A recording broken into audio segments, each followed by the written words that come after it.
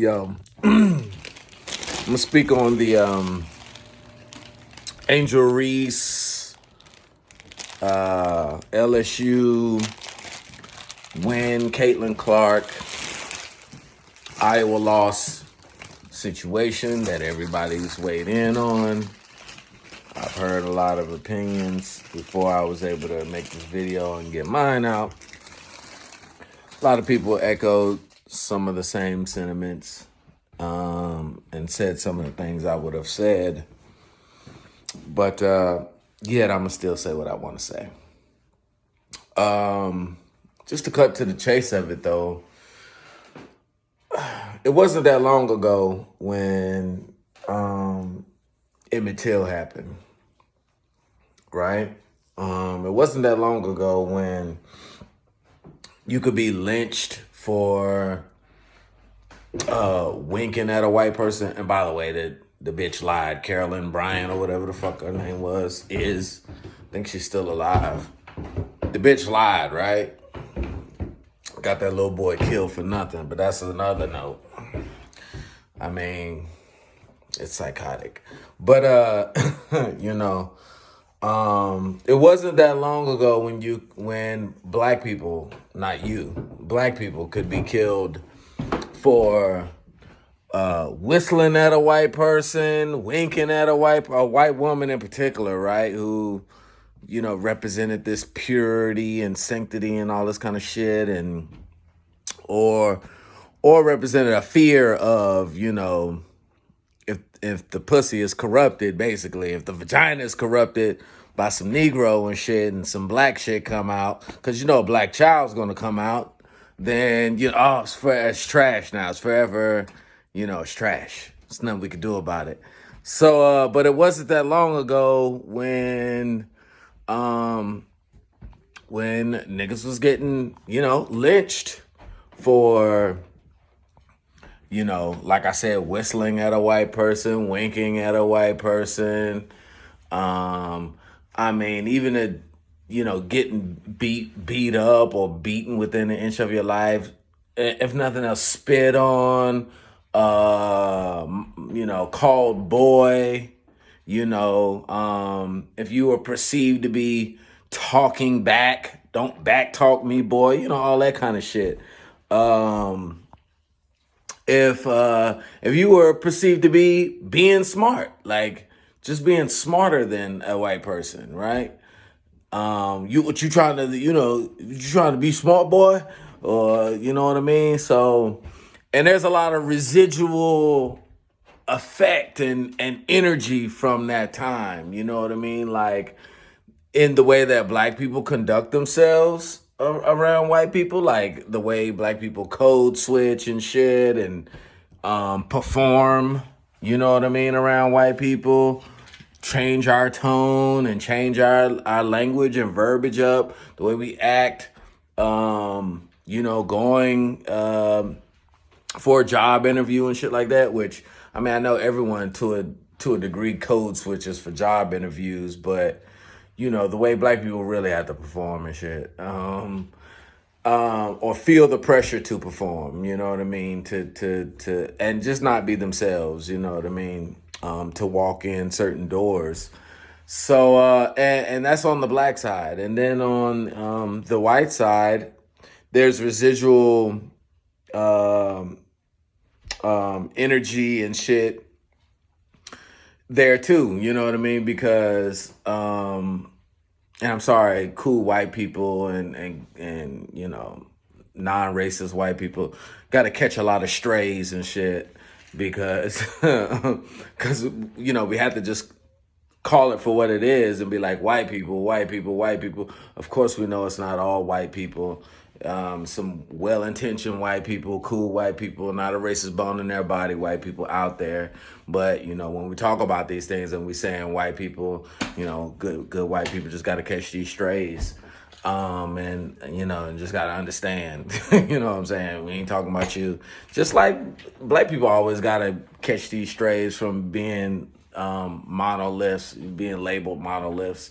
So it is what it is. But But yeah, it's a lot of residual energy and shit like that on the white side because white people haven't dealt with their own fucking psychoticness and issues and shit. You know what I mean? Some as individuals, some as racist white individuals, and then just collectively, like by and large, the tone of American whites and shit is they still be on some greater white society be on some racism doesn't exist. You know what I mean? I don't know what you're talking about, kind of shit.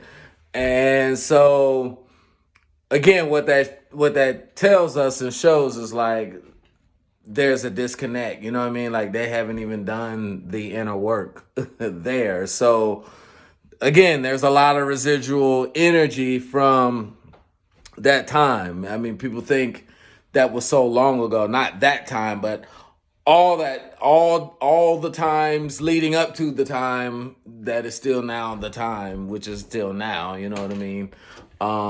It's not like these things used to happen and that was so long ago. I mean, they still happen. Perhaps less frequently, and this and that and this and that. But racism as an energy is still happening. You know what I mean? We don't need to go into how is it so and shit. I mean, Jesus. Have you heard of the CIA? Yeah, they divert like a lot of attention and energy and resources to black people in particular and neutralize. Anyway, um, neutralizing and shit. Anyway, so yeah, what you saw with this is like, and people have already made these points. You know, white people got no problem cheering when it's like, and excuse my friend, I'm just talking in regular language here, the way regular street language. But when it's two niggas talking shit on the basketball court, football field, white people got no problem with that. You know what I mean? If that's Cam Newton talking shit to the DB or the linebacker, Ray Lewis talking shit to the quarterback, like white people got no problem cheering that on and being entertained by it. And then when it's there's two components. There's race and then there's gender here. So when it's let's say everyone brings up like Larry Bird and shit too, and to Angel Reese's point and points I heard on ESPN and whomever else, Fox Sports. When it's Larry Bird talking that shit, when it's Luca talking that shit, when it's whomever, whoever the hit white guy is, when it's Tom Brady talking that shit on the side, like nobody has a problem or issue with it. If anything, it's a positive. He's passionate. He's passionate. He's swagged out. He's, whatever. He lost in the sauce.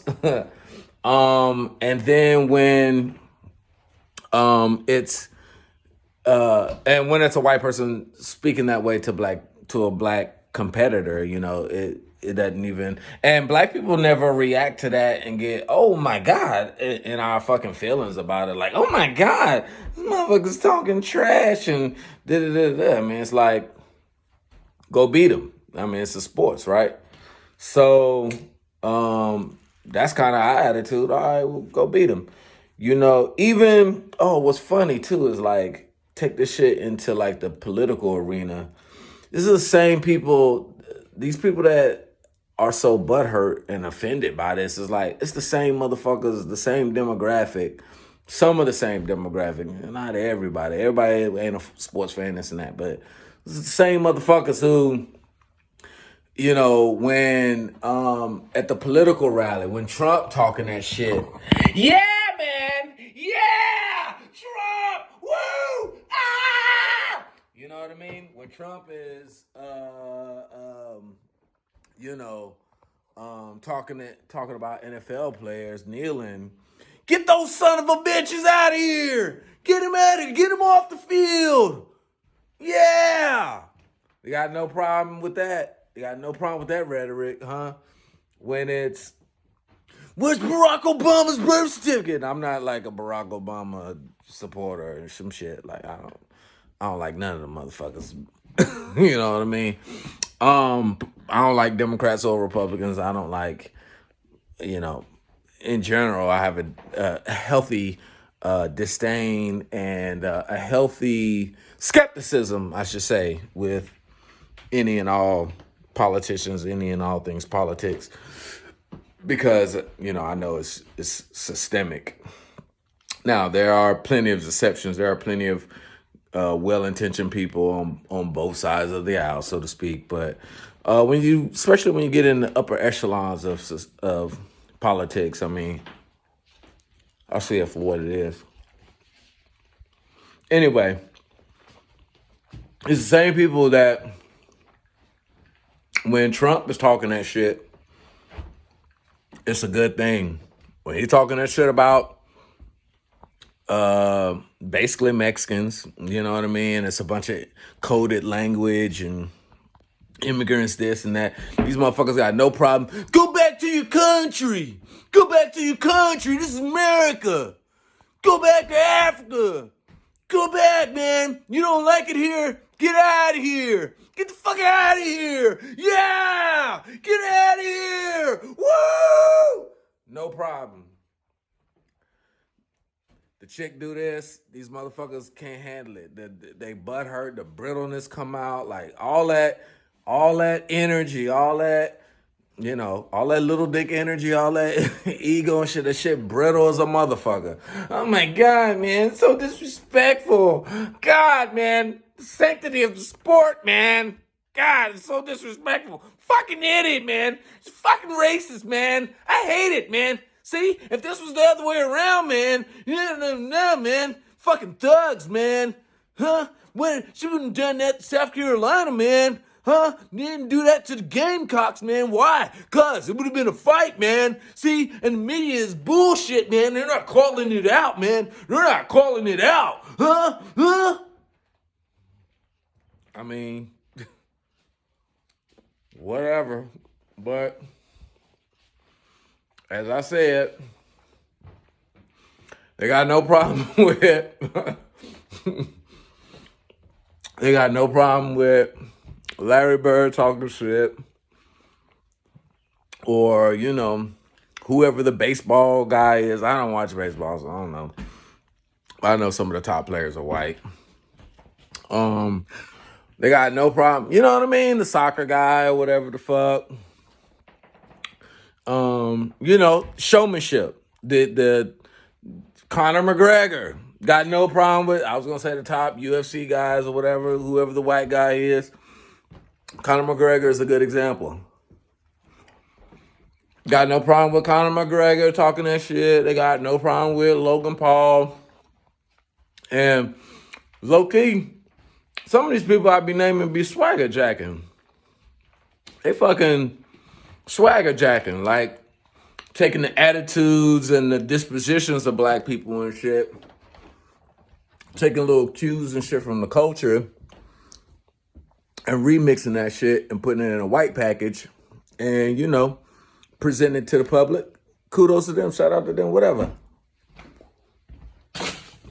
Niggas don't be tripping about it, but we know what it is. I mean, because it's like, 1 minute it's like, this is bullshit, man.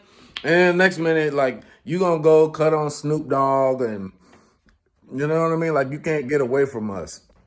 You can't get away from swagger jacking the culture or wanting to do some shit that we be doing, that we be on. Anyway, that's a whole other conversation, but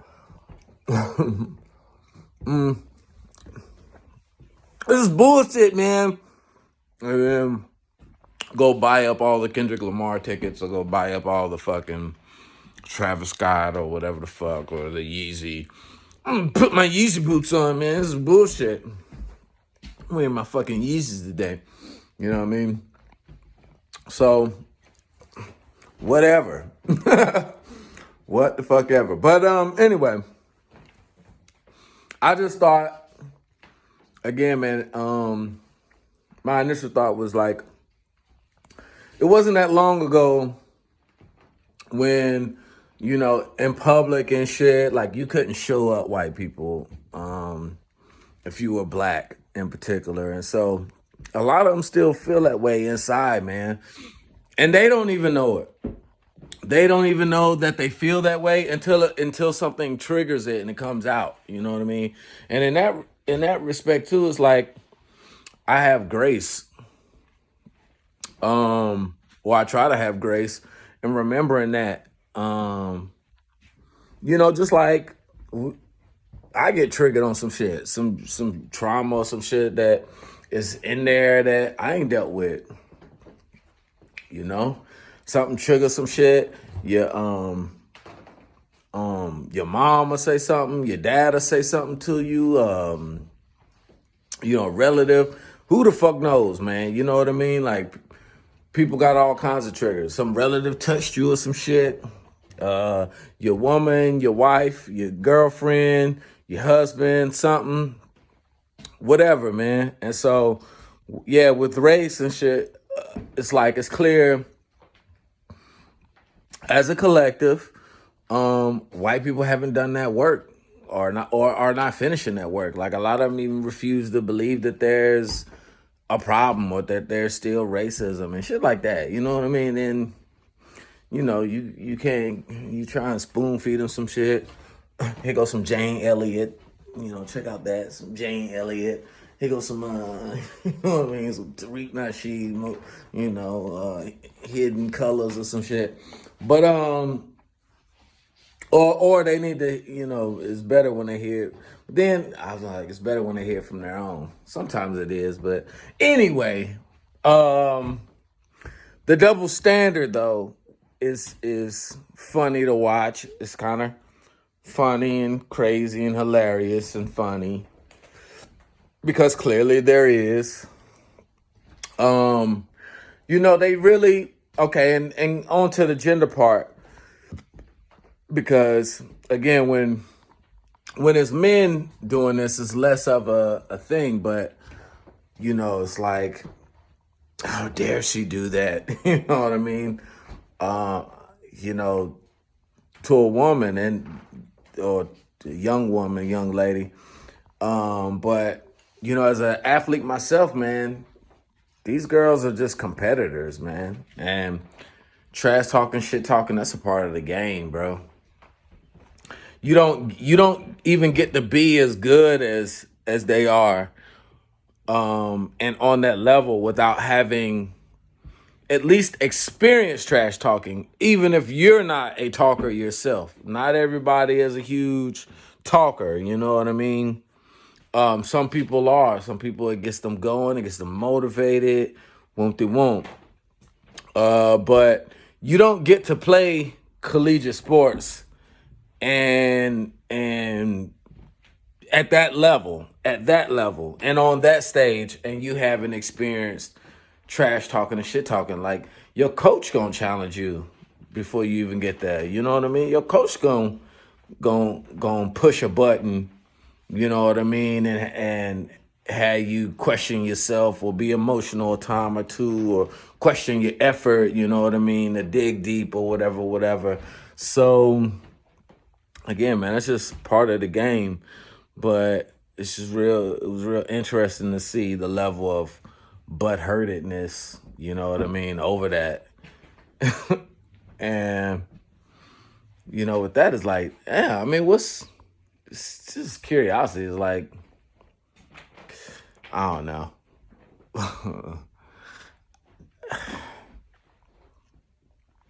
Some people just can't take losing. I mean, losing is a part of life too. You know what I mean? We take a lot of L's out here. It's okay. You know what I mean? You can take a L, bruh. It's okay. You can take a L. You can lose. It's a side note too. It's like, do white people have a problem with losing? Like, you lose an election, it's like, oh my fucking God. You know what I mean? Oh God. We gotta bludgeon a police officer to death. That's how that's how much we hated to lose. We got to fucking bludgeon a police officer or two with a pole. Same motherfuckers that was Blue Lives Matter. Last month it was Blue Lives Matter. This month we bludgeon niggas to death with a pole. I mean, make it make sense. Yeah, we lose an election every time. We've lost every one.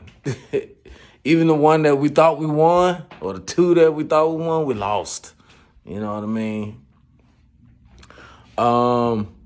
Yeah, man, can't take losing. Can't take losing, man. Can't take an L. You know. Anyway. I could say more. I mean, but you get the gist of it. You get the gist of it. I had, a lot of thoughts and things in my head. I was going to jot it down and like try and get through all the thoughts and examples and things, but I just wanted to come in and talk and be in the moment and be authentic. I mean, not that it wouldn't have been authentic, but just authentically in the moment and say how I felt about it. So that is that. And congratulations, LSU, on the win. Man, that was a hell of a... And congratulations, Iowa, man. That was a hell of a run. That was a hell of a tournament. Caitlin Clark, man. Yo, I mean, that chick is talented, bro. Individually, like, and her skill set is definitely going to translate to the next level. I feel like WNBA is as many great players as they've had. I mean, they've had some great players, legendary players. And each time, it almost feel like, I mean, to some degree, the NBA too, you're always looking for the next thing, right? The next great thing, the next great hype. So, Michael Jordan comes along. I mean, first you have Magic and Larry. Well, even before that, I mean, it's always been that, you know what I mean, that mantled, whatever, Dr. J. That individual player that's going to come and transcend the game. All right, going back that far, that's, well ahead of my time. Even Magic and Bird coming into the league, that's like 79 or some shit. I was born in 79, so, that was ahead of my time. But of course, I did my homework and heard all the stories and stuff. Mike coming into the league a few years after that, like 83 or some shit, 84 draft. Right, 84 draft. I am in 84. I'm 5 years old. Barely, I can't really remember that. Barely remember him. It's maybe 80. I know he breaks his foot in year 2. Don't really remember that at the time. He comes back, I think by, when he's wearing like Jordan 3s for sure. That's kind of when he's on my radar. I'm, around 6, 7 years old, 8 years old. You start to be able to comprehend what the fuck is going on. So, and then from there, basically when he was losing, getting his ass kicked by the Pistons is when I really caught on the mic. Everything prior to that is like I had to kind of go back, he was so popular and he was coming out with the tapes, Come Fly With Me and all of that. Anyway, I digress. I'm saying since then, it's like the league was looking for the next thing, I'm going to bring it back to Caitlin Clark. The NBA was looking for the next thing. Because Mike was so special and just took the world by storm and like grew the sport exponentially to this other place and shit. And we've had, the NBA, we as society have had some great players come through. None have been Michael Jordan. It's kind of hard to recreate that time and encapsulate all that that was. But of course, the Kobe's and the T-Macs and the Vince Carters and Allen Iversons. I mean, it was a lot of the next Jordan and the baby Jordan, even the not so baby Jordans, the Harold Miners of the world. Shout out to Harold Miner. But anyway, and then here comes LeBron, who he isn't Mike, but again, because it's hard to, it's not just the basketball, it's just where everything was at that time, and when he came in, and then where he took it. It's you can't really repeat that. But LeBron has been great. Anyway, with all the great players that the WNBA has had, and I've been blessed to follow some, watch some play, et cetera, et cetera. Caitlin Clark feels like one that, it's like, oh, this is going to be different, And we thought that a couple times. I mean, and they have been. I mean, the Candace Parkers, the Brittany Griners, because they could dunk and do so many different things. Candace Parker do so many different things. Brittany Griner almost was like, felt like a Shaq in the middle when she was at Baylor. You know what I mean? Your Diana Taurasi's, your Sue Birds, even before then, your Cynthia Coopers and Tina Thompsons and Cheryl Swoops and just so many great players. I don't want to get into naming players because there's a lot of them. So anyway, but Caitlin Clark, her skill set, and everyone's, comparing her to a Steph Curry, if you will. Kind of a Steph Curry. I might compare her more to a Trae Young, actually. But skill set wise, similar, just different. Play style is different. But matter of fact, even swag is a lot more Trae Young than Steph. But yeah, she feels like, and ball account seems like the next player that's going to really transcend the game and take it. And let's be honest. She's white. White people gonna love that shit, et cetera, et cetera. That's what her popularity already. Versus black. A black girl that was. If a black girl was doing the same thing, it'd still be phenomenal and talked about, but her being white just adds so much extra frosting on that cake. No pun intended or pun intended. It's just going to be fun to watch and fun to follow. There really isn't, LSU had a great team.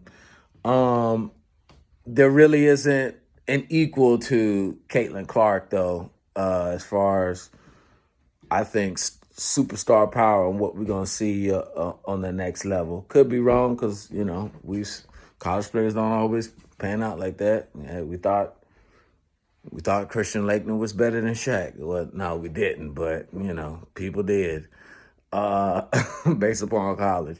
But anyway, kudos to her. She's gonna be fun to watch, and it really was a great tournament. You know what I mean? It really was a great tournament, all the way around. So, congratulations, Tigers. Tigers are close to Panthers. You know what I mean? Y'all like honorary members of the Black Panther Party, Carolina Black Panther Party, down there in Louisiana. But yeah, that's what I wanted to say on that, man. Peace.